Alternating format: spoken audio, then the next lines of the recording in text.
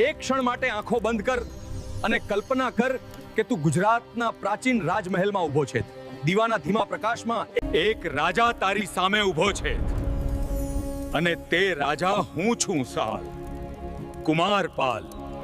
હાદ, હું જ તે રાજા જેને ઇતિહાસે ધર્મપ્રેમી શાસક કહ્યું, પરંતુ મારા જીવનની શોધ શાંતિથી નહોતી. તે તો સંઘર્ષ અને ભયથી ભરેલી હતી. મારો જન્મ સોલંકી વંશમાં થયો, પણ જન્મથી રાજા બનવું સહેલું નહોતું. તે સમયે ગુજરાત પર એક શક્તિશાળી રાજા શાસન કરતા, સિદ્ધરાજ જયસિંહ.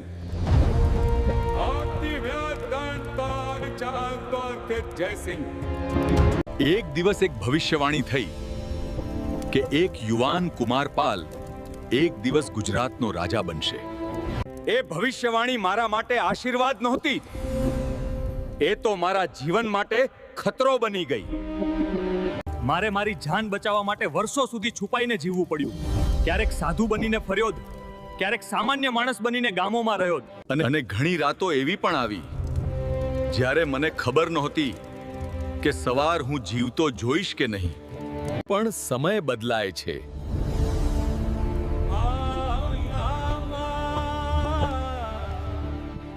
ઈસવીસન 1143માં સિદ્ધરાજ જયસિંહનું અવસાન થયું અને ભાગ્યે આખરે મારી તરફ વળ્યું.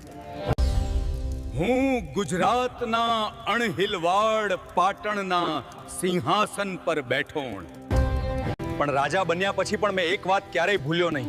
સંઘર્ષ મને રાજા બનાવ્યો હતો. મારા જીવનમાં એક મહાન વિદ્વાન આવ્યા, આચાર્ય હેમચંદ્ર. તેમના શબ્દોમાં એવી શક્તિ હતી કે એક રાજાના હૃદયમાં પણ કરુણા જગાવી શકે. તેમના ઉપદેશથી મેં જૈન ધર્મ અપનાવ્યો અને પછી મેં મારા રાજ્યમાં એક મોટો નિર્ણય લીધો. હું ઈચ્છતો હતો કે મારું રાજ્ય માત્ર શક્તિથી નહીં પણ દયા અને અહિંસાથી ઓળખાય. મેં રાજ્યમાં પશુ હિંસા પર પ્રતિબંધ મૂક્યો, દારૂ અને માંસ પર નિયંત્રણ લાવ્યું અને મંદિરો, શિક્ષણ અને ધર્મના વિકાસ માટે ઘણું કાર્ય કર્યું. મારા સમયમાં ગુજરાતમાં ભવ્ય મંદિરો ઊભા થયા. તારંગા જેવા મંદિરો આજે પણ મારા સમયની સાક્ષી છે. પણ યાદ રાખ, હું માત્ર ધર્મપ્રેમી રાજા નહોતો, હું યોદ્ધા પણ હતો. મેં યુદ્ધોમાં મારા રાજ્યની રક્ષા કરી અને ગુજરાતને શક્તિશાળી બનાવ્યું. મારા શાસનના વર્ષો ગુજરાત માટે સમૃદ્ધિ અને શાંતિના વર્ષો હતા. આખરે જ્યારે મારી જીવન યાત્રા પૂર્ણ થઈ